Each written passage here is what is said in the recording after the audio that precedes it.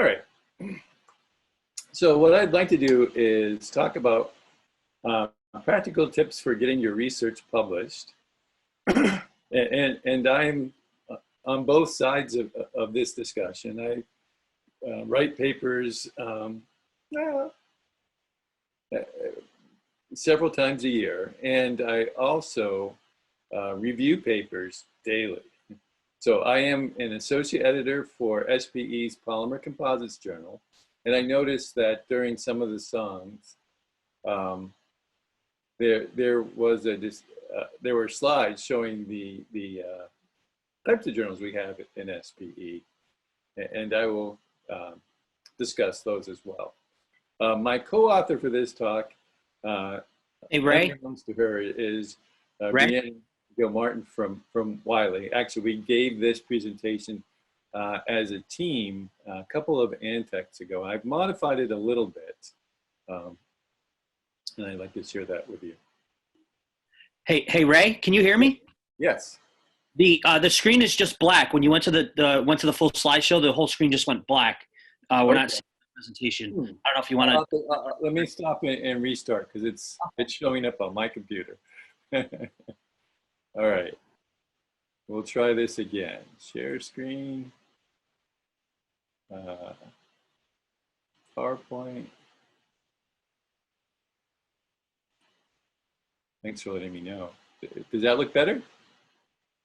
Yes, looks much better. Thank you. Okay. Let's go this way. So when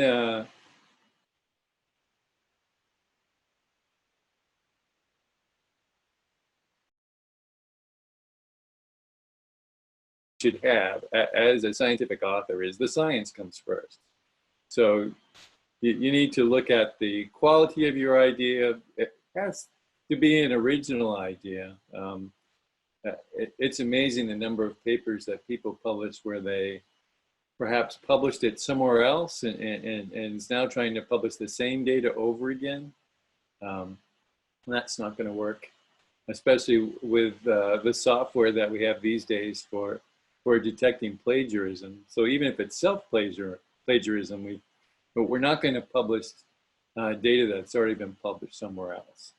The data must be correct, verified, and reproducible, and the interpretation must be logical and supported by evidence.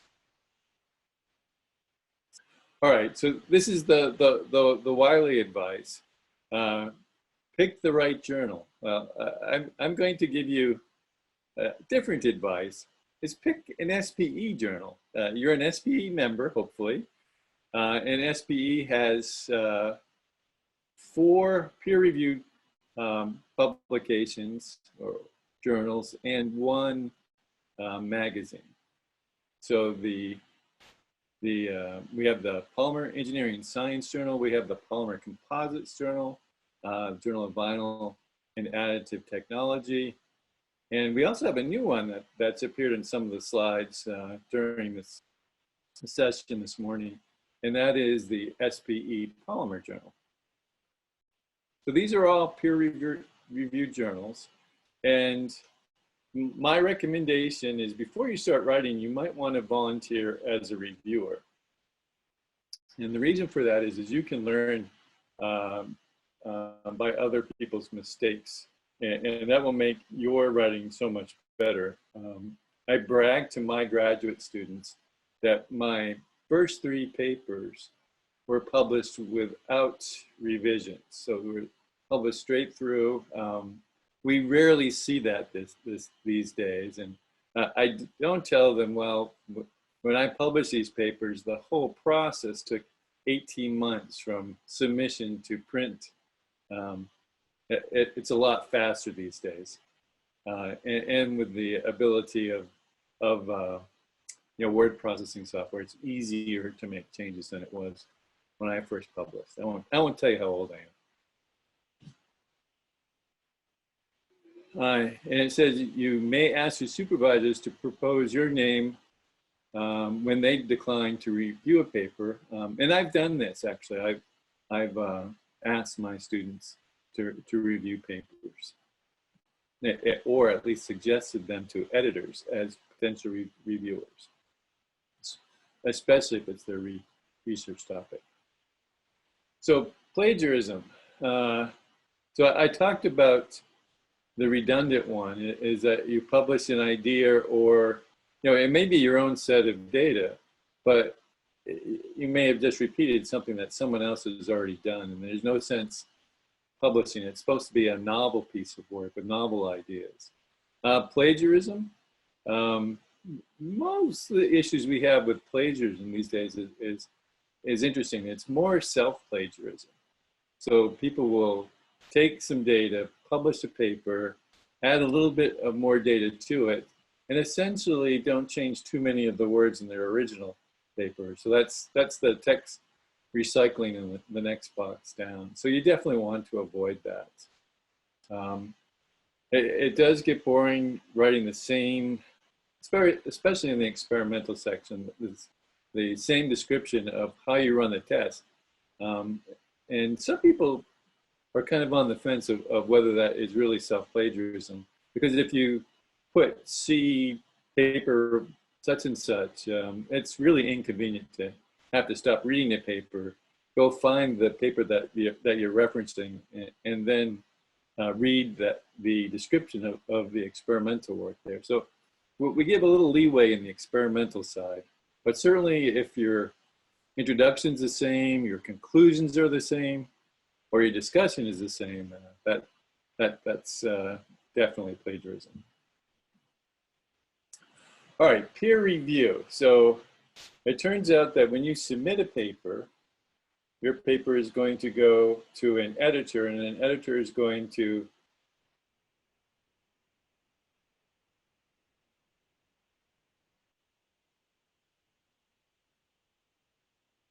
some journals, and ours is R4 are like this, is you can actually list people you don't want to review your paper if you have a conflict. So you don't, if you have an adversary that doesn't like your work, or you don't like their work, it's probably best not to include them in the list of reviewers. So the reputable journals have reputable associate editors and a pool of reliable reviewers. That's true. Very rarely a paper is accepted as received. I've been doing this for greater than 3 years now, and I don't think I've ever accepted a paper without some sort of revision required.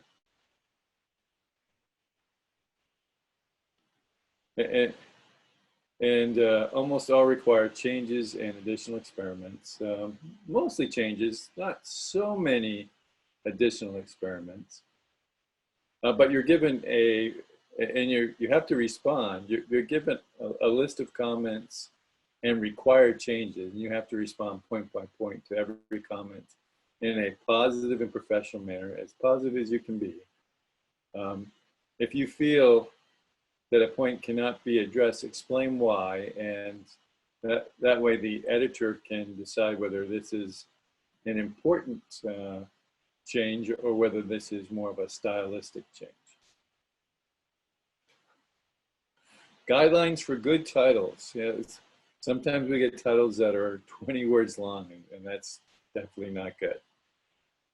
So the title should help to drive attention to the paper. Keywords in title one time. State a key finding or make a question about a key finding. Short, typically 15 words is your maximum, and the shorter the better. There is some punctuation that you can do. Consider a subtitle if permitted. And there's a link here for what's in a title that Wiley has on their website that will help you write a clear and concise title. Structure your abstract. So the abstract, so what an editor sees first and what your reviewers see first is your title and then your abstract. And so what you want to do with your abstract is grab attention of the editors, the reviewers, and eventually the readers if it gets published. The abstract is not a short version of the paper. It does not have to have the same level of detail, but you should have your highlights in it. And what is highlight? What should you highlight is what is novel about your work, and why is it better, or how does it add to the subject matter that's out in the literature? All right, next is recognizing a good story. So writing a paper is like writing a story. You need to give the background information so the reader kind of knows what has been published in the literature. And so you summarize that information for them. And then you explain how you explain what you're going after. Then you explain your experimental approach, how you're going after it, and then you have to highlight what has been found. So it says, let the story drive the paper. Only include data that supports the narrative. You certainly don't want to give extraneous data, like you might have some data just to make sure that the material is pure. You don't have to include that data in the paper because it really distracts from what you're trying to tell. On the opposite side, you don't want to publish a paper with just the one piece of data that is novel without building up a story. So single data points really make a paper. Try to answer possible rebuttals and objections ahead of time. And if you do have outliers in your data,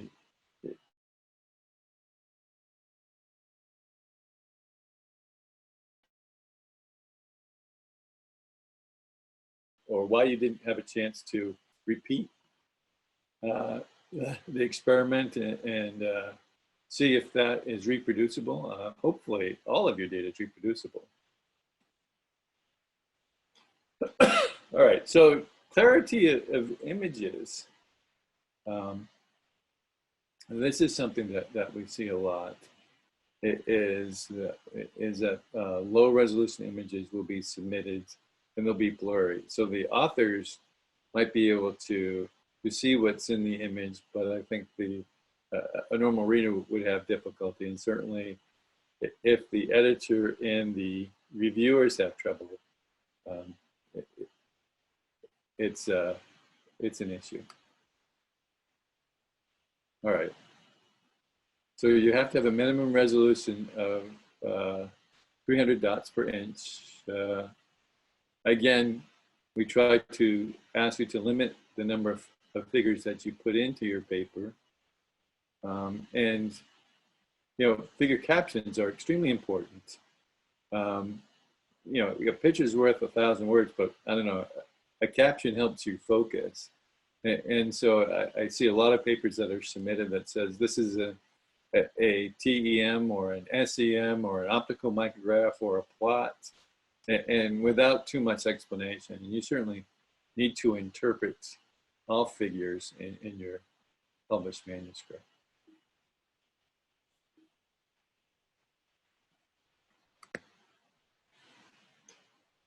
All right, other important items that editors look for. They analyze and explain potential, look for you to analyze and explain potential sources of error, highlight important contributions to your field, and use appropriate references. There was a time where you could publish brief papers with about 10 references. These days, I think the expectation is it's somewhere between 30 and 40 references per paper. What if your paper is rejected? And I like this statement: do not panic and do not take it personally. Do not write an angry email, rather sleep on it. So normally what happens if your paper is rejected is you're also getting feedback to correct your paper. in the journal that I edit, or help edit, because there's 3 of us, we have so many papers coming in that only 15% of all submitted papers get accepted. And when we reject papers, we don't reject papers because they're not necessarily a good idea. They're just basically not written well, and we cannot wait to go through the reviewing process a number of times to make it into publishable form. So, you know, my advice is to make sure your paper is written well before you submit it. You basically get one chance. Now, sometimes you'll get the comments that it has major revisions, and that's your second chance. Minor revisions means that we actually like the paper and just a few changes and it's ready to go. And so we look for papers that are basically nearly ready for publication. English, it tends to be an issue with some international authors, although not all. All right, so summary is choose the appropriate journal. Hopefully you choose one of the 4 SPE journals since you're an SPE member. Write a very good paper with a powerful lead-off question. Use great science, have a compelling story, and write clearly. Pay attention to details like abstract references and figures. Respond constructively to the reviewers' comments. Again, the reviewers are just trying to make your paper better. Now, some reviewers may give you bad advice, and that's when the editor has to come in. So if you disagree with a change,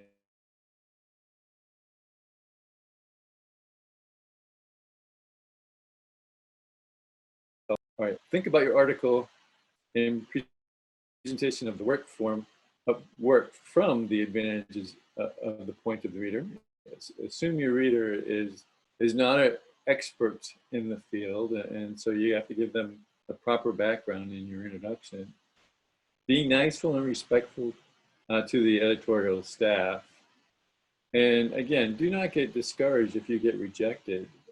It should give you inspiration that you know that this is a story worth telling. You're given advices how to fix it. That particular journal may not have the time to wait for you to fix it, but you can fix it and publish it in another journal. All right, the next part is writing to be discovered. And this is where I think the editors, I'll make sure that I don't go too much over time here.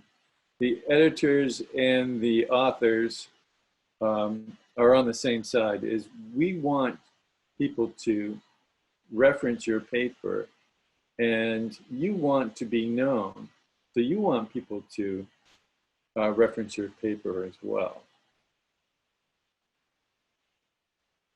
And we went over the conciseness, clarity.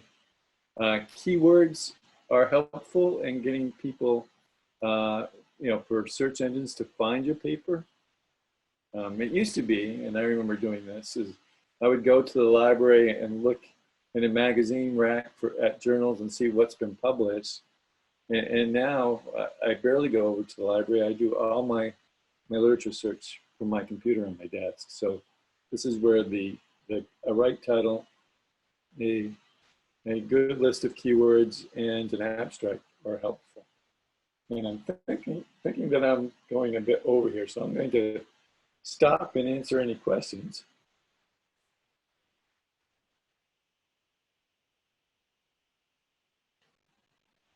Let's see if I can get everything up here.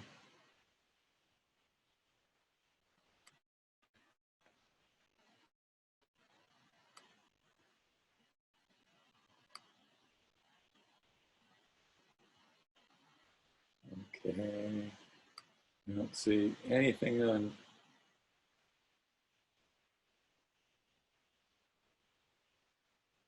how would I rank the current SPE journals in in regard to prestige? With the new journal edition, do you feel there's any major gaps in what the SPE journals cover in regard with our industry? Wow, there are lots of polymer journals out there.